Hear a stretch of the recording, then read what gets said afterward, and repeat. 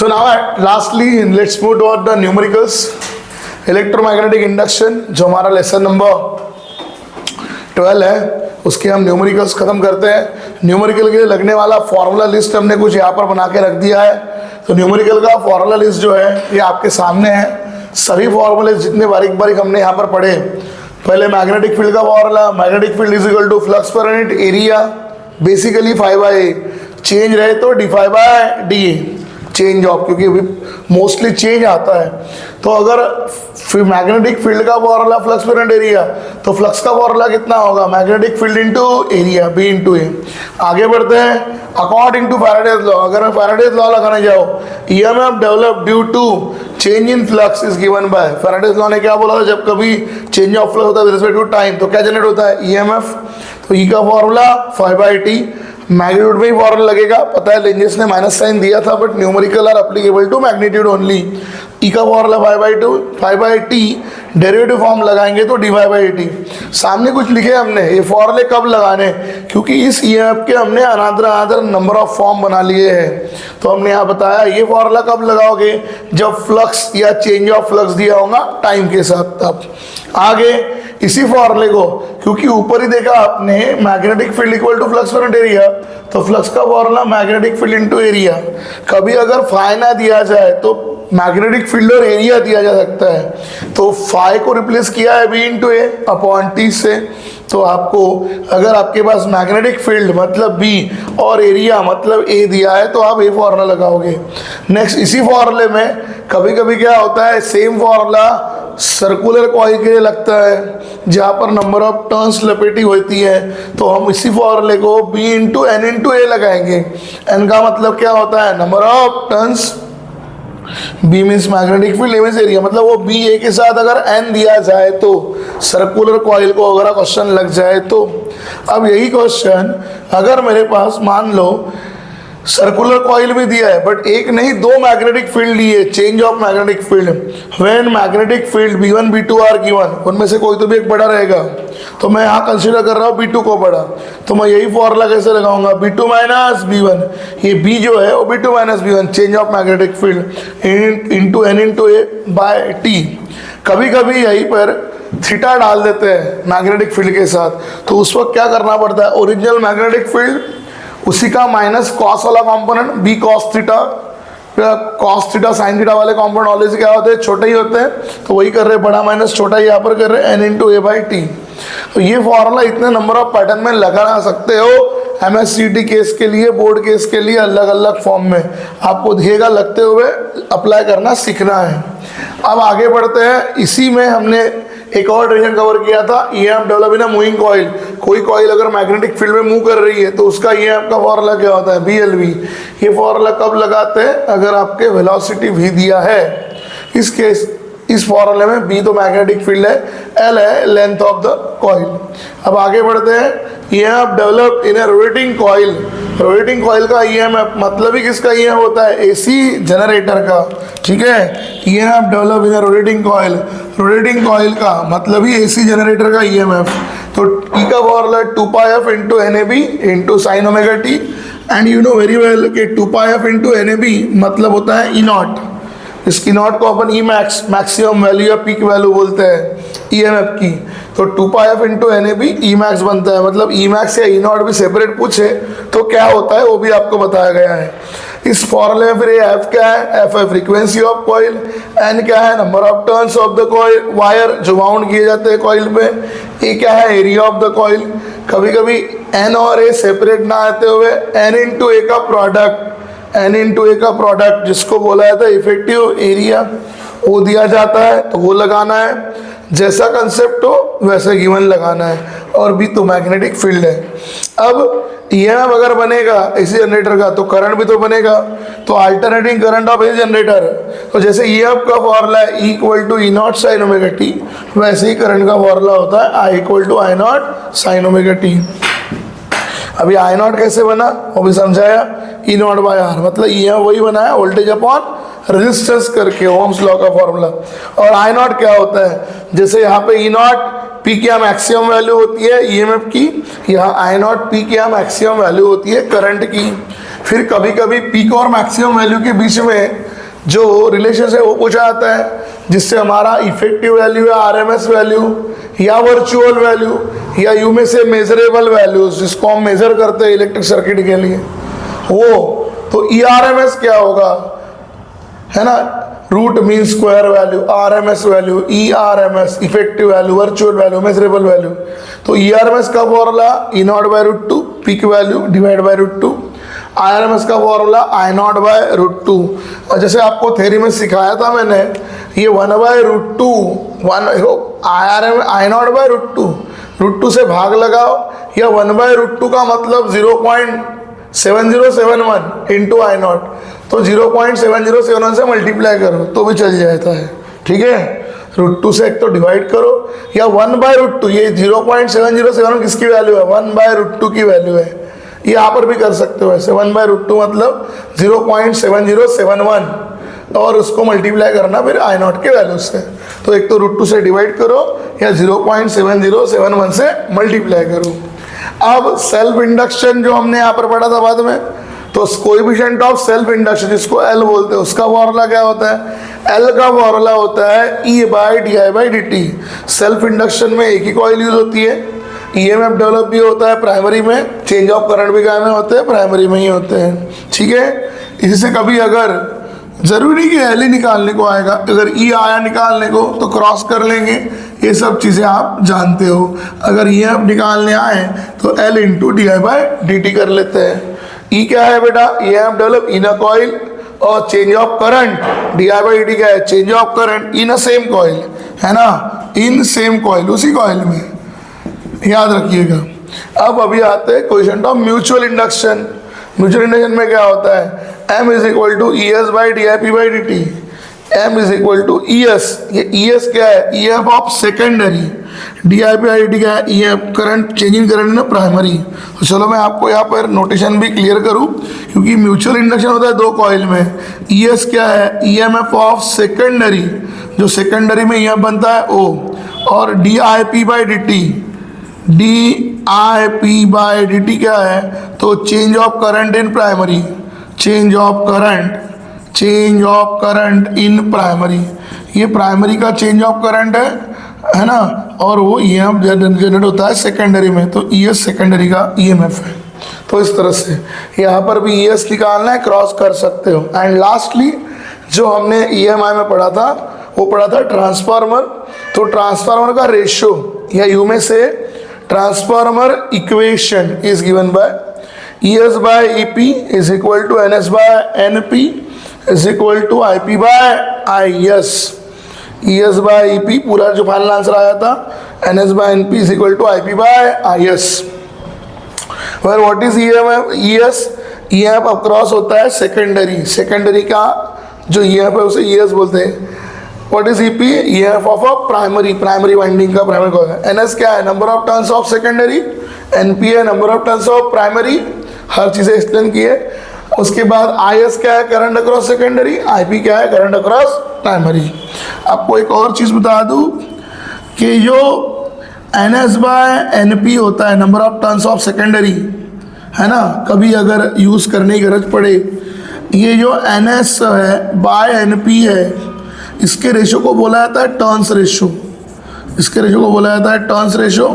और turns ratio को transformer में आप किसे डिनोट कर सकते हो, turns ratio can be denoted by के, टर्न्स रेशो डिनोटेड बाय के, और के का फॉर्मूला होता है NS बाय NP, ठीक है। NS बाय NP को टर्न्स रेशो बोलते हैं के। अगर आपका स्टेप अप ट्रांसफार्मर है तो NS की वैल्यू बड़ी होती है, number of turns secondary, primary के टर्न्स क्या होते हैं, कम। तो आपका स्टेप अप ट्रांसफार्मर के लिए के की वैल्यू 1 से बड़ी आती है, क्योंकि नंबर ऑफ टर्न्स सेकेंडरी क्या होते हैं ज़्यादा, प्राइमरी क्या होता है कम। और वही अगर आपका स्टेप डाउन ट्रांसफार्मर है तो उल्टा होगा, क्योंकि नंबर ऑफ टर्न्स सेकेंडरी के कम रहेंगे, प्राइमरी के ज़्यादा रहेंगे, तो उससे आपके स्टेप डाउन के लिए के की वैल्यू कैसी आएगी, 1 से छोटी। एक डिस्टिंग्विशर भी काम में आपको आ जाएगा, ठीक है। NS बाय NP के रेशो को क्या बोला जाता है, टर्न्स रेशो। टर्न्स रेशो की वैल्यू स्टेप अप ट्रांसफार्मर के लिए 1 से क्या होती है, बड़ी, और स्टेप डाउन के लिए 1 से क्या होती है, छोटी, करेक्ट। क्योंकि NS बाय NP ले रहे हैं अपन, number of turns of secondary upon number of turns of primary. अब आखिरी हम लोग पढ़ रहे हैं इफिशियंसी ऑफ ट्रांसफार्मर का फॉर्मूला, तो इफिशियंसी ऑफ ट्रांसफार्मर का फॉर्मूला क्या है? इफिशियंसी ऑफ ट्रांसफार्मर, इफिशियंसी मतलब वर्केबिलिटी, तो percent efficiency is equal to output power by input power multiplied by 100। Output power हम कैसे निकालते हैं? ES into IS। Input power कैसे निकालेंगे? EP इंटू IP, क्योंकि ट्रांसफार्मर का इनपुट लगाया जाता है प्राइमरी में, आउटपुट लिया जाता है सेकेंडरी में। तो इनपुट बोला तो प्राइमरी, आउटपुट बोला तो सेकेंडरी, ठीक है। पावर का फॉर्मूला बताइए, वोल्टेज इंटू करंट, वो लगा रहे हैं, मल्टीप्लाई बाय 100। और ये इफिशियंसी का नोटेशन ईटा, परसेंट ईटा, ठीक है। तो इस तरह से 10 फॉर्मूले का लिस्ट है जो आपके लिए काफ़ी इंपॉर्टेंट है ना, जो पेपर में आपको क्वेश्चन पूछे जाएंगे उस बेस पे ये सब चीज़ें हमने यहाँ पर लिख दी गई है। तो अभी फॉर्मूला लिस्ट कवर करने के बाद बढ़ते हैं हम लोग हमारे न्यूमेरिकल के तरफ। तो हमने क्या न्यूमेरिकल भी रेडी करके रखा है। If you see we are one numerical ready, smaller numerical. देखो, conductor of length 0.1 metre is placed in a magnetic field of 5 into 10 to the power minus 5 Tesla. Calculate EMF induced in it if it is moving with the speed of 10 metre पर second.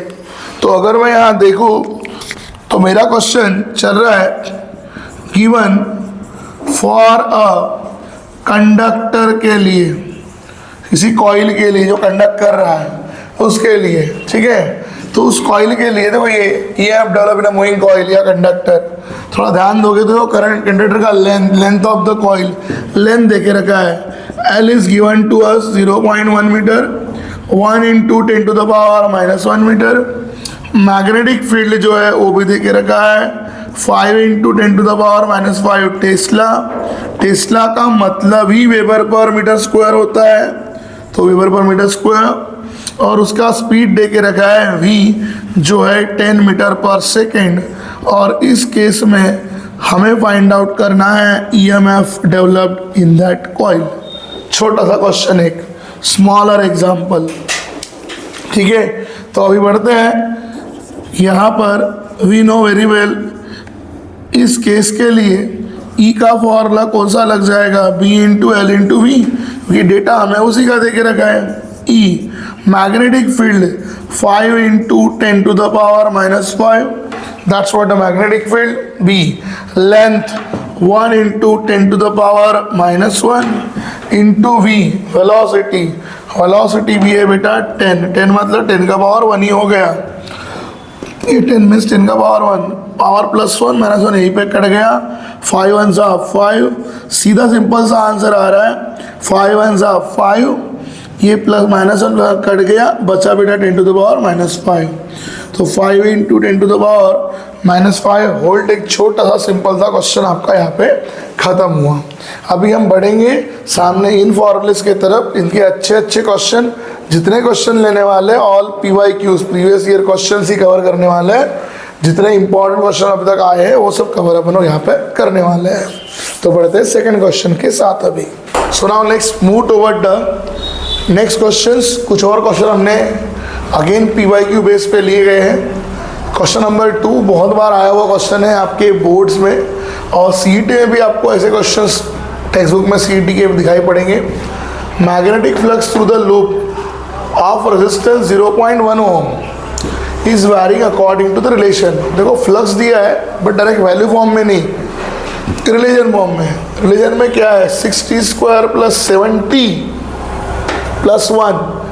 अब ये क्या है? Phi तो उनने बता दिया कि फ्लक्स है, ये मैग्नेटिक फ्लक्स लिखा था, और बोला वो कायम है मिली वेबर में है। और टी कौन है तो वो भी क्लियर किया, टाइम कायम है सेकेंड में।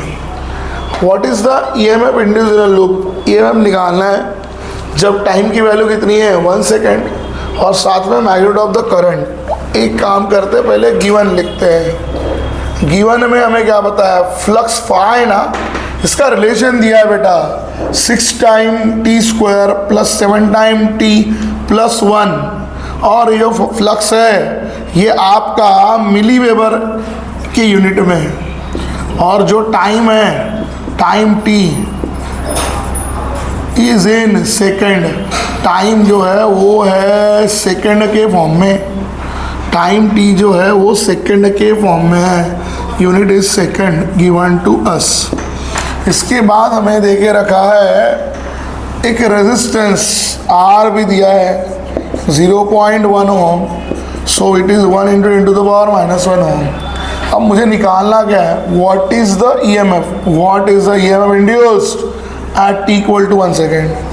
तो हमें टू फाइंड में सबसे पहले निकालना है ईएमएफ ई एट जब टाइम हमारा 1 सेकेंड है, और सेकेंडली बेटा हमें निकालना है मैग्नीट्यूड ऑफ द करंट, मतलब उसी जगह का आई।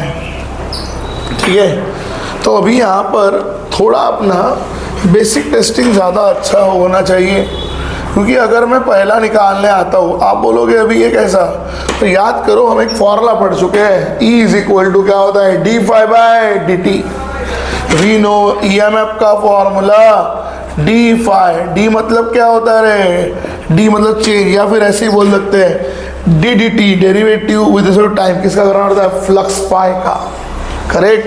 और देखो उन्होंने क्या किया ना, वही किया कि dt फ्लक्स पाई का इक्वेशन आपको दे के रख दिया 6 टाइम t² + 7 टाइम t + 1। तो अभी आपको ना वो प्रॉपरली डेरिवेटिव करके फ्लक्स निकालना पड़ेगा। इतना मस्त क्वेश्चन है, मतलब फिजिक्स के अंदर मैथ्स का impact phi as the equation of time form में देके रखा है।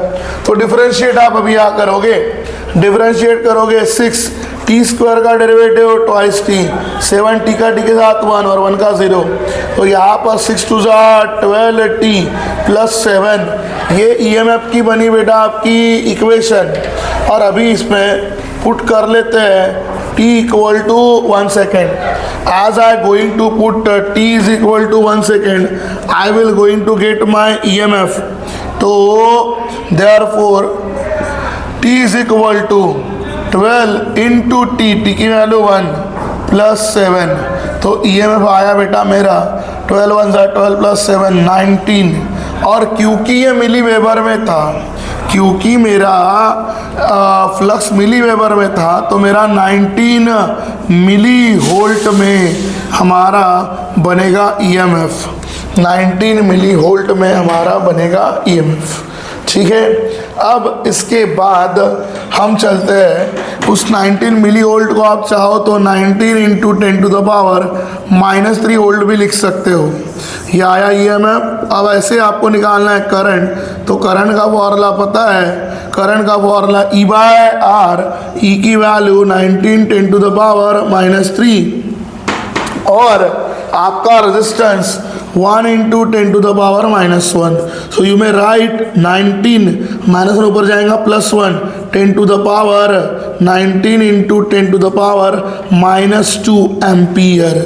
ठीक है, आप इसे ऐसे लिख सकते हो, या यहाँ -2 है, अगर आपने -3 बनाने की कोशिश किया, -3 के लिए यहाँ एक 0 लगाना पड़ेगा, 190 करना पड़ेगा इसको, तो -3 अपन ने कर दिया और मिली लगा दिया, तो ये 190 बन जाएगा मिली एम्पियर। मतलब क्या किया हमने, एक इधर +0 डाला, उधर -0 डाला, ठीक है, -1 का पावर ऐड कर दिया। तो इस तरह से, तो ऐसा हमारा है पहला क्वेश्चन के फिजिक्स के क्वेश्चन के अंदर मैथ्स का टच उन्होंने दे दिया था। अब बढ़ते हैं सेकंड एग्जाम्पल की तरफ। देखो क्या क्या है, तो यहाँ पर देखते हैं गिवन क्या है, given data for a coil के लिए आया है, कॉइल का इफेक्टिव एरिया दिया है। देखो एरिया नहीं, effective area, underline this word, effective area.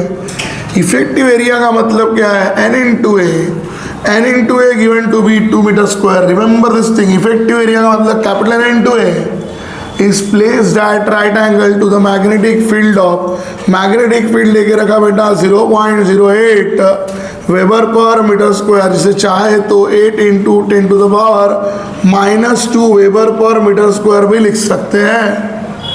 Find the EMF induce in it. पहले क्वेश्चन क्या है, एक कॉइल है, इसका इफेक्टिव एरिया इतना है, उसको पहले आपने राइट एंगल में रख दिया है इतने मैग्नेटिक फील्ड में। अब फाइंड करने को बोला EMF, okay, I should need to find EMF। ठीक है, मुझे निकालना है EMF, टू फाइंड में मुझे निकालना है EMF। कब, तो तब निकालो जब आपकी फील्ड रिड्यूस हो रही है 2 2 पर, रिड्यूस टू वहाँ तक, रिड्यूस बाय नहीं बोला, रिड्यूस टू बोला, 10% तक, 10% से नहीं, से बोला तो 10 से कम हुआ मतलब 90% बोल दे होते।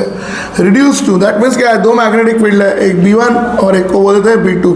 यहाँ B1 बड़ी है, अभी ध्यान दीजिएगा, क्योंकि B2 जो है ना 10% है पहले वाले के B1 के। अब 10% का मतलब क्या होता है, 10/100। अब B1 आपके सामने 18 × 2, तो होगा क्या, देखो 10 × 100 और ये +1 ऊपर जाएगा, तो मतलब टोटल मिला के 8 × 10 3 ये आपका बन जाएगा। ठीक है, यहाँ पर मैग्नेटिक फील्ड, तो ये पहला और ये दूसरा। अब ये कब निकालना है, find induce rate if the magnetic reduce to 10% of its original value in 0.6 second. Time जो दे के रखा है 0.6 सेकेंड, 6 × 10⁻⁻1 सेकेंड।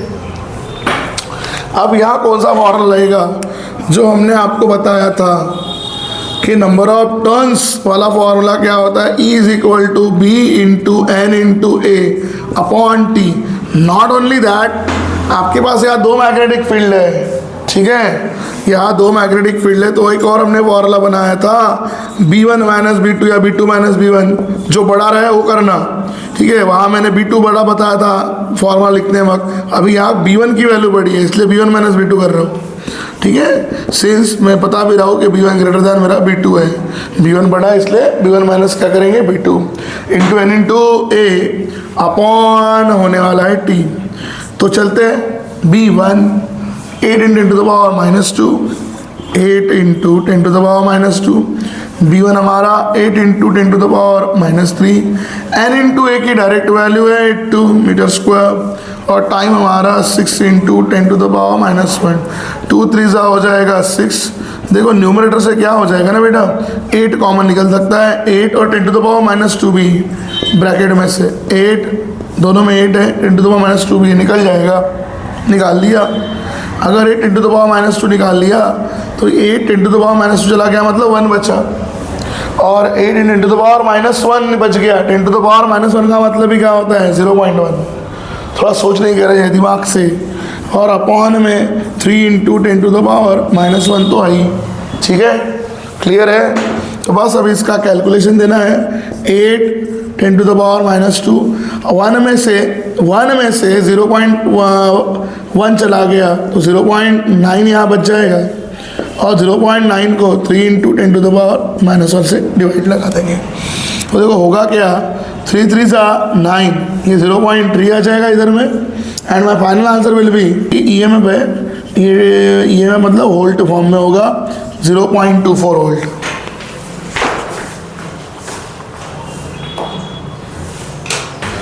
तो इस तरह से हमारा EMF 8 × 0.3 × -1 मल्टीप्लाई किया, 8 3 24, 2.4 × 10⁻1 EMF है, वोल्ट में -1 लगा देंगे, 0.24 वोल्ट। चलिए आगे बढ़ते हैं नेक्स्ट क्वेश्चन के तरफ। आगे वाला क्वेश्चन है हमारा, circular coil has an again effective area. बेटा वर्ड की तरफ ध्यान देना है, effective area is given to us, वापस one more time, effective area में N × A। हम वही समझा रहे हैं कि पहले वर्डिंग की तरफ ध्यान दो। Given data for a circular coil अभी आपने इस्तेमाल की है, और इस केस में effective area that means N × A आपको दे के रखा है। N × A की वैल्यू 15 मीटर² है, सीधी SI में। It rotates through the uniform rate of, but rate जो दिया है वो फ्रीक्वेंसी का पार्ट है, क्योंकि रेट जो होता है 300 RPM मतलब क्या होता है, रिवॉल्यूशन पर मिनट, RPM रिवॉल्यूशन पर मिनट। बेटा फ्रीक्वेंसी लिखा यूनिट, लेकिन रिवॉल्यूशन पर मिनट नहीं, रिवॉल्यूशन पर होना चाहिए सेकेंड। तब तो अभी हमें क्या करना पड़ेगा, इस 3000 को 60 से 1 मिनट में 60 सेकेंड रिवॉल्यूशन पर सेकेंड में लेना पड़ेगा। ठीक है, तब जाके हमारा ये फ्रीक्वेंसी रिवॉल्यूशन पर सेकेंड मतलब RPS या हर्ट्ज में, सिंपल 0 0 कैंसिल, 300 को 6 से भाग लगा देंगे 50 हर्ट्ज, और यू में से RPS, ये आई हमारी फ्रीक्वेंसी कन्वर्जन में।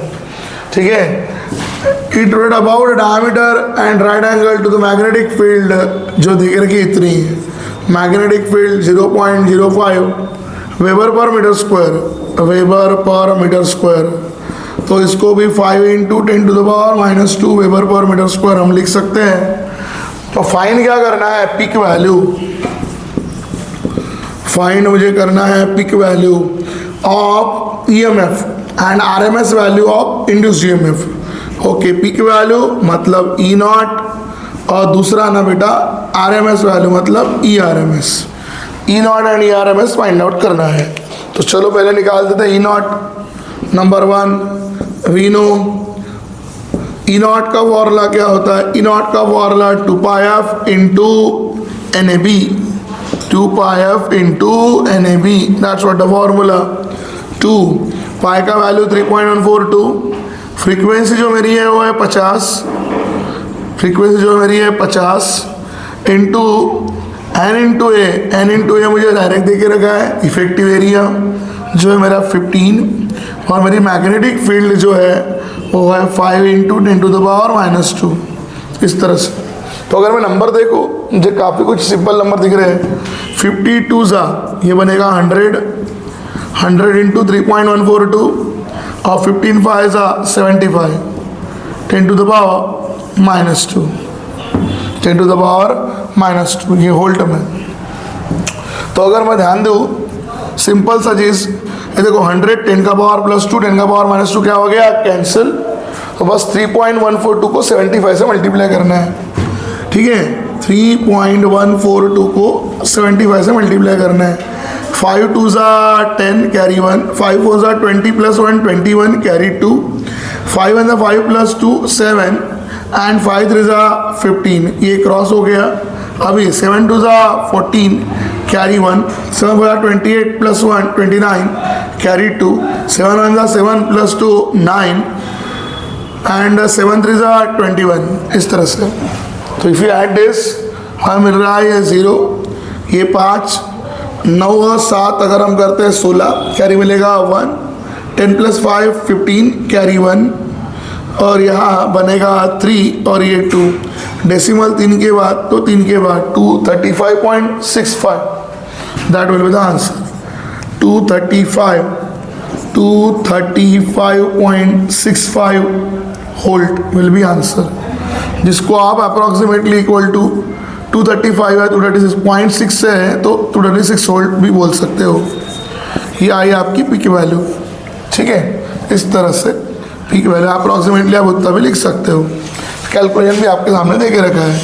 अब मुझे क्या करना है, अब मुझे इसके बाद में ढूंढना है दूसरा, इसका ही ERMS। तो ERMS का फॉर्मूला मैंने आपको बताया था, एक तो E0/√2, √2 से भाग लगाओ, या 1/√2 मतलब 0.7071 इंटू E0 मल्टीप्लाई कर लो, और ज़्यादा इजी वही होगा।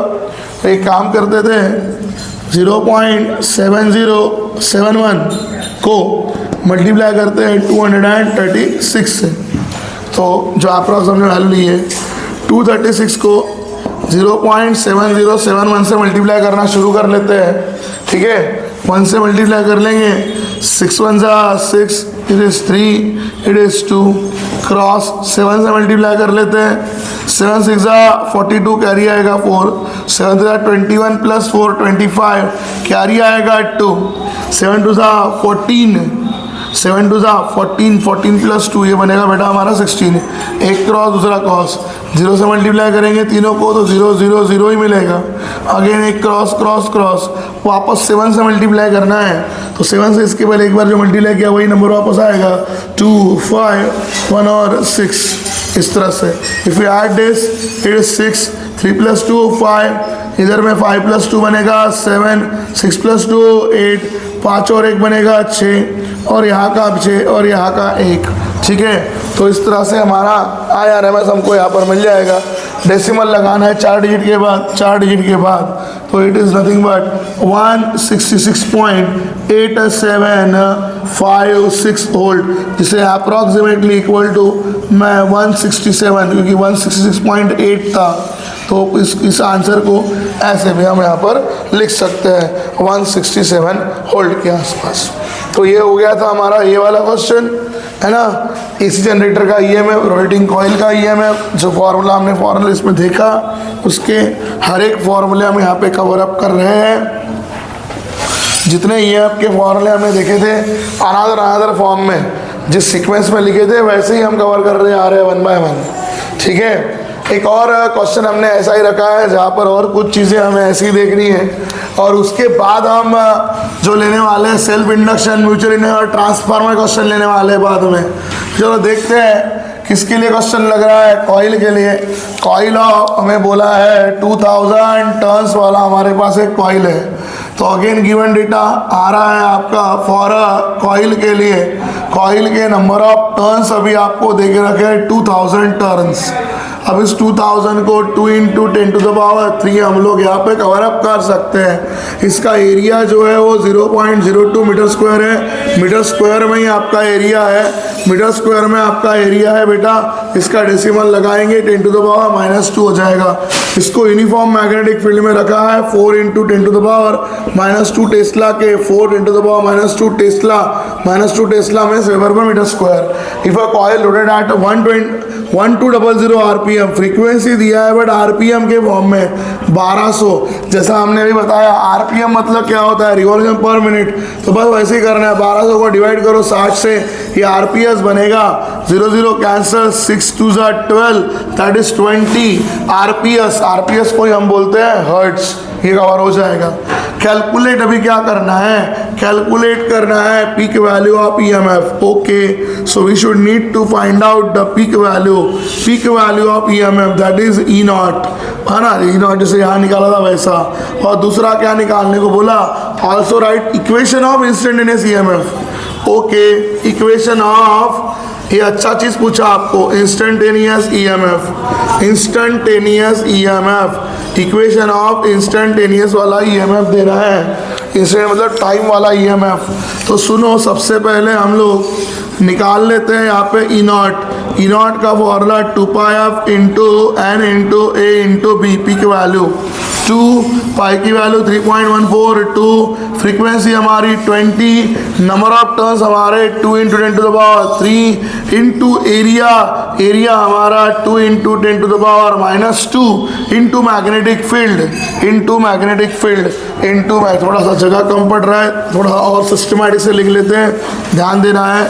2 आपका ए नंबर 2, इसके बाद पाई का वैल्यू 3.142, फ्रीक्वेंसी है 20, नंबर ऑफ टर्न्स हमारे 2 × 10⁻³ हो गए 3, एरिया हमारा 2 × 10⁻² और मैग्नेटिक फील्ड 4 × 10⁻²।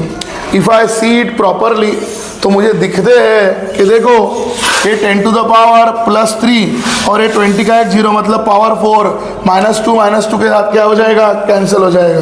ठीक है, ये कैसे काटा मैंने, ये फ्रीक्वेंसी का जो 20 था ना उसका 10 का पावर +1 0 काटा है सिर्फ, 3 और 1 4, उस 4 के साथ हमने काट दिए।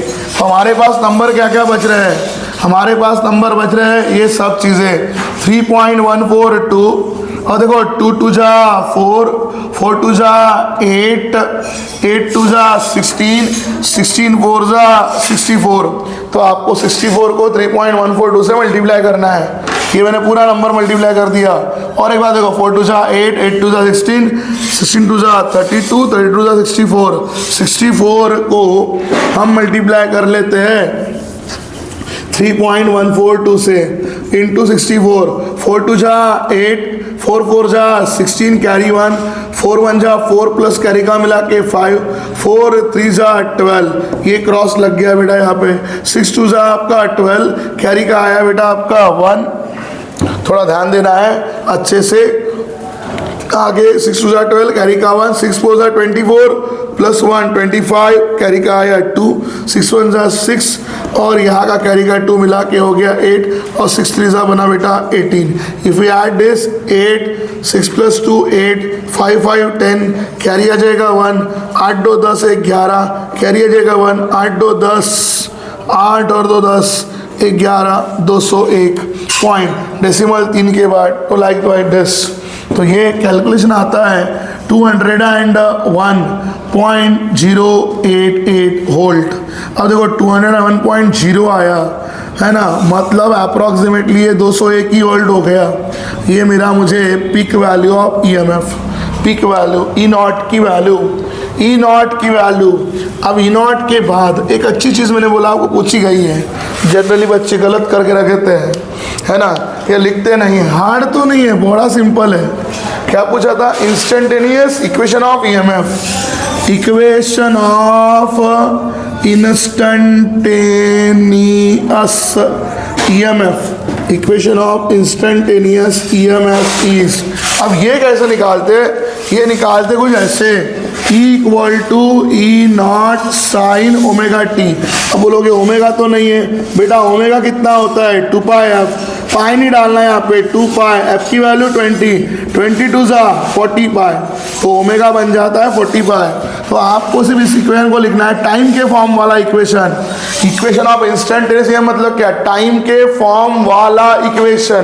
तो E equal to E naught, E naught आ चुका है 201 into sine, 201 into sine, omega की वैल्यू आ चुकी है 40 पाई, ओमेगा की वैल्यू आ चुकी है 40 पाई इंटू टी। ये बना बेटा आपका इक्वेशन ऑफ इंस्टेंटेनियस ईएमएफ। ऐसे निकाला जाता है टी के फॉर्म वाला, इंस्टेंट मतलब टाइम वाला ईएमएफ, तो ऐसे निकालते हैं, ठीक है। तो अभी इसके बाद हम लोग सेल्फ इंडक्शन, म्यूचुअल इंडक्शन और ट्रांसफार्मर के क्वेश्चन की तरफ बढ़ने वाले हैं।